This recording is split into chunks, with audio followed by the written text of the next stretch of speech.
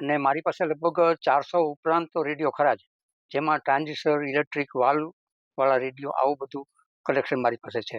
આમ તો હું નાનપણથી જ મને આ બધું લેમ્પ અને પાવર ને આવું બધું એનીથી રમવાનો શોખ હતો, ઇલેક્ટ્રોનિક્સ હતો.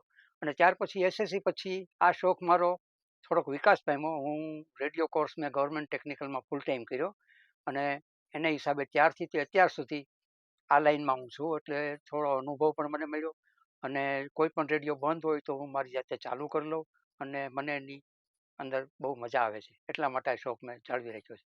રેડિયો લગભગ 400 ઉપરાંત તો ખરા જ. અને વિશેષતામાં તો એવું છે કે જે રેડિયોમાં 3 બાબત હોય: સેન્સિટિવિટી, સિલેક્ટિવિટી અને સ્ટેબિલિટી. એટલે કે રેડિયોનું સ્ટેશન પકડ્યા પછી એ સ્થિર રહે છે, એમાં કોઈ ફેડિંગ નથી આવતું, એટલે વધઘટ નથી થતી સ્ટેશનમાં, અને બરાબર એનો સાઉન્ડ તમને અવાજ સંભળાય, આવો રેડિયો હોય તો એને સારો રેડિયો કહી શકાય.